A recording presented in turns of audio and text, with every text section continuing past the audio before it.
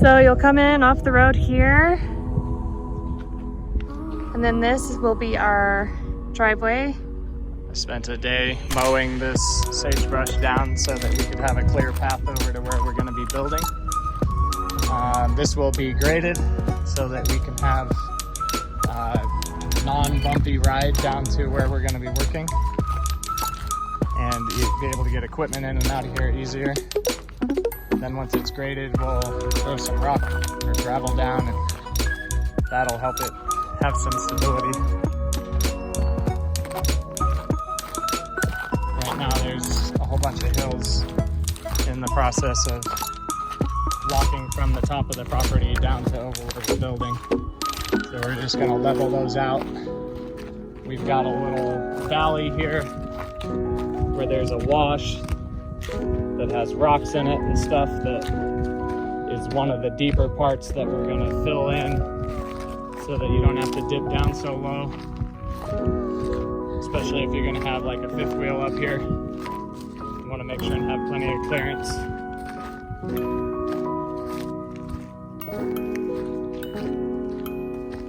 So here's the first draw here. You can see the rocks on the ground.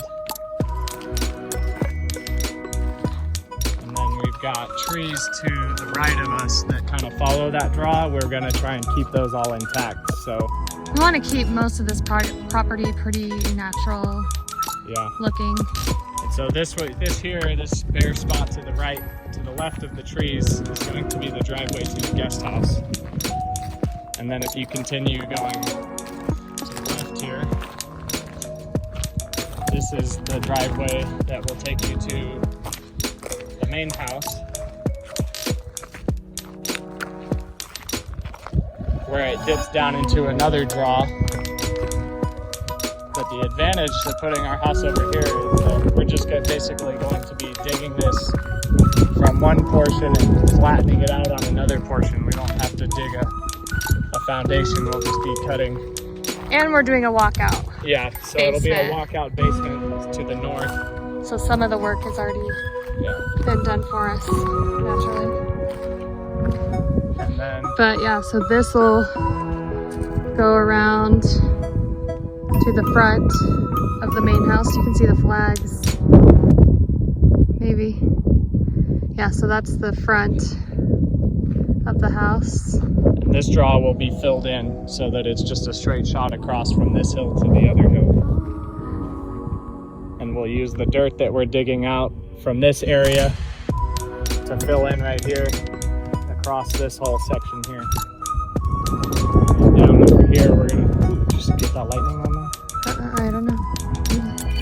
But yeah, we'll be filling in over here, and then the guest house will be built over in this area. And then we'll have a pavilion right here for outdoor dining, and we'll put solar panels on the top of the pavilion to help offset our electric bills. We're gonna do geothermal heating and cooling,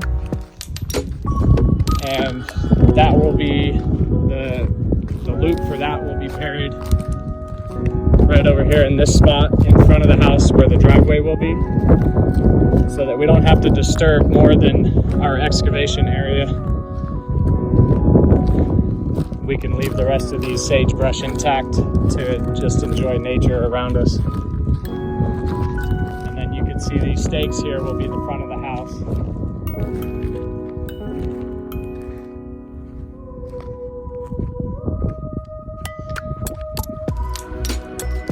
Just take in that view. It's amazing. Yeah, that'll be the view out the back of the house. And then over here will be the view out of the guest house, back of the guest house. Stage one, and then we'll get the excavating done, and you'll see the next stage where we'll actually mark off where the footings are going to go and get some footings set up. So we're going to go down this hill, show you our campsite where we've been camping for the last 2 weeks since we got evicted from our property at closing.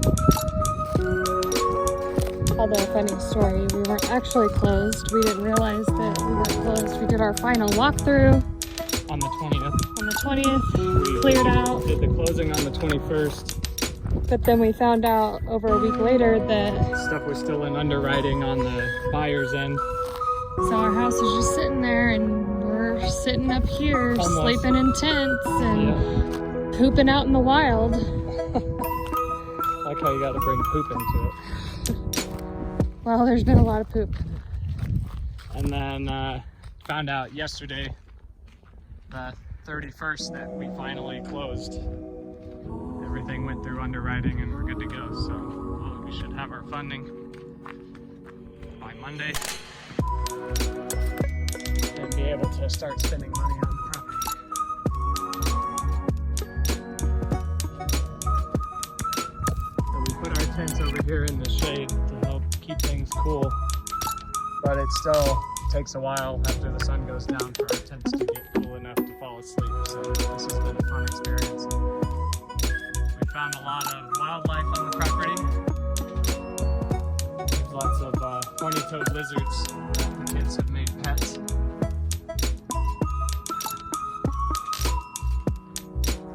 This is our water table. Our tent is falling apart. Yeah, it was We can't kind of close the door all the leaking. way. Now we can't close the door all the way. We weren't in there last night. So.